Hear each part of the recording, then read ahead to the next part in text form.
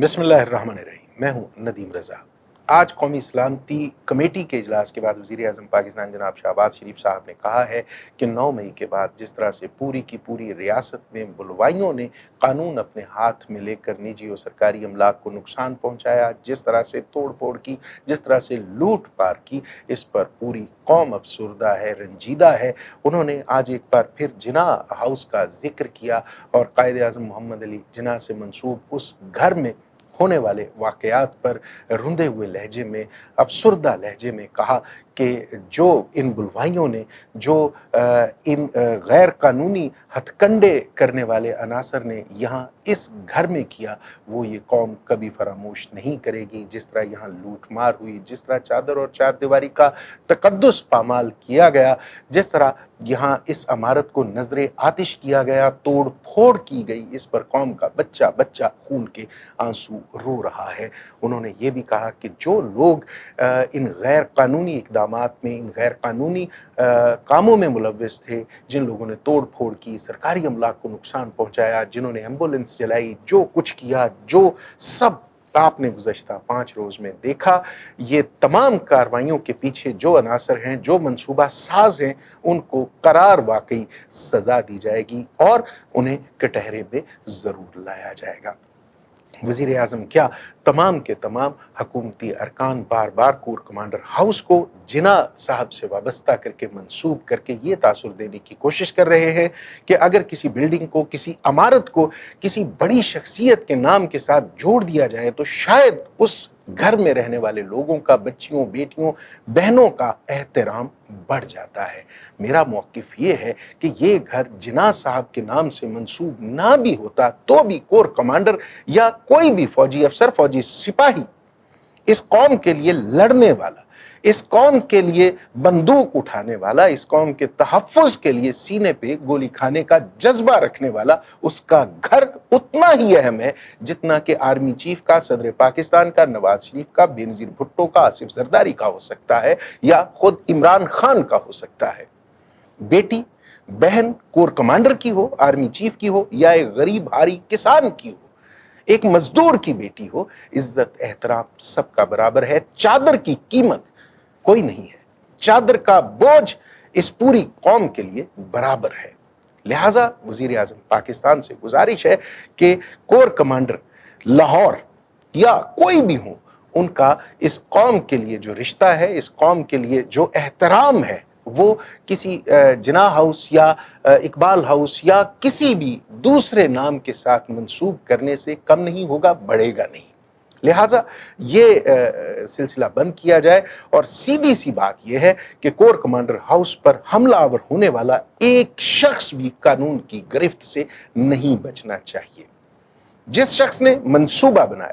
جس شخص نے کال دی، جس شخص نے کور کمانڈر ہاؤس پر حملہ آور ہونے کے لیے کہا، ان تمام کو قرار واقعی سزا دینی چاہیے۔ عمران خان کا بھی موقف ہے، تحریک انصاف بھی کہہ چکی ہے کہ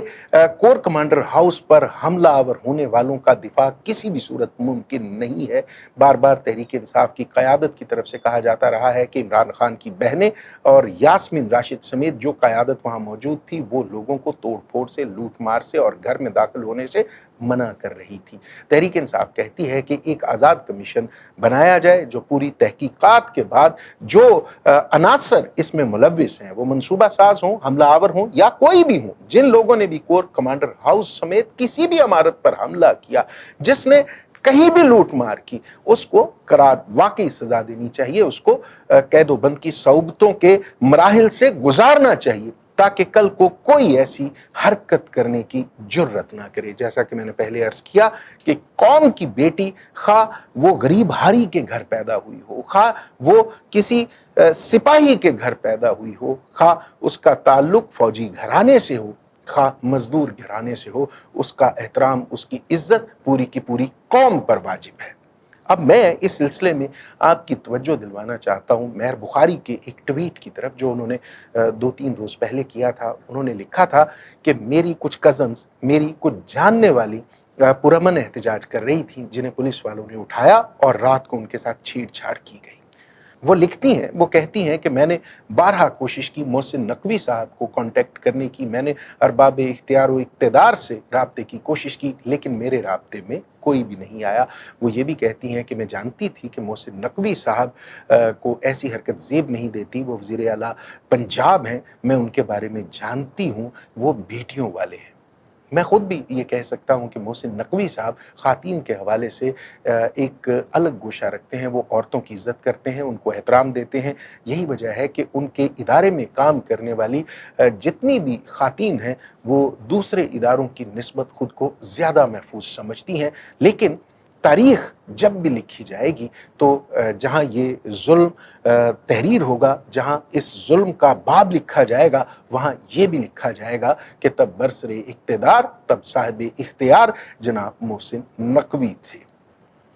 بیٹی کسی بڑے کی ہو، بیٹی طاقتور کی ہو، کمزور کی ہو، اس کا احترام ہر شخص پر واجب ہے۔ جس طرح سے پولیس اہلکار، جس طرح سے مرد حضرات، مرد پولیس اہلکار خواتین کو، بچیوں کو، اس قوم کی بیٹیوں کو بالوں سے پکڑ کر گھسیٹ رہے ہیں، جس طرح سے ان پر تشدد کر رہے ہیں، جس طرح سے دیواریں پھلانگ کر، دروازے توڑ کر گھروں میں گھس رہے ہیں، جس طرح سے عثمان ڈار کی 75 سالہ ماں کے ساتھ جو بد تہذیبی بدتمیزی کی گئی، یہ سب کیا ہے؟ آپ کو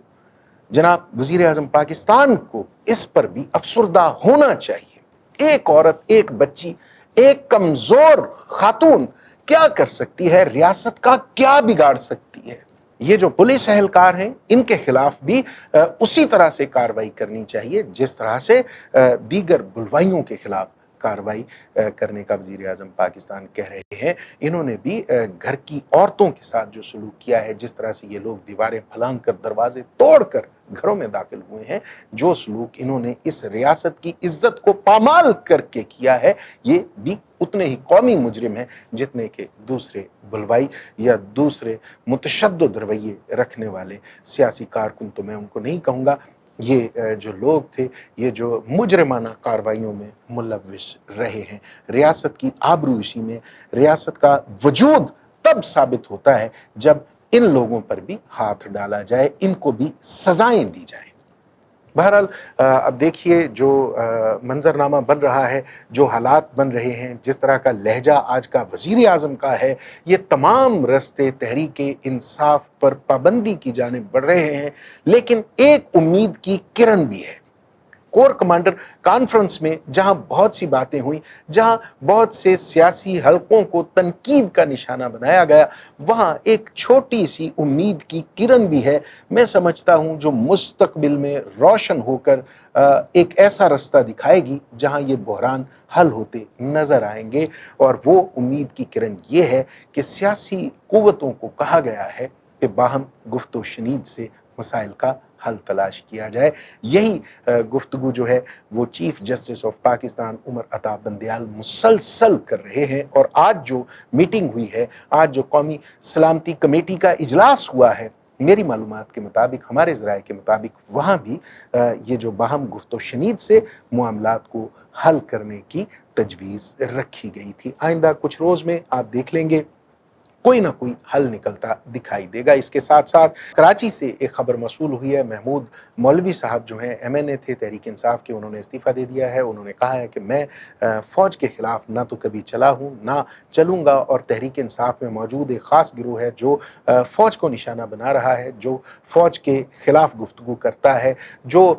ہمارا دشمن ملک پچھلے 75 سال میں نہیں کر سکا، تحریک انصاف کے اس مخصوص گروہ نے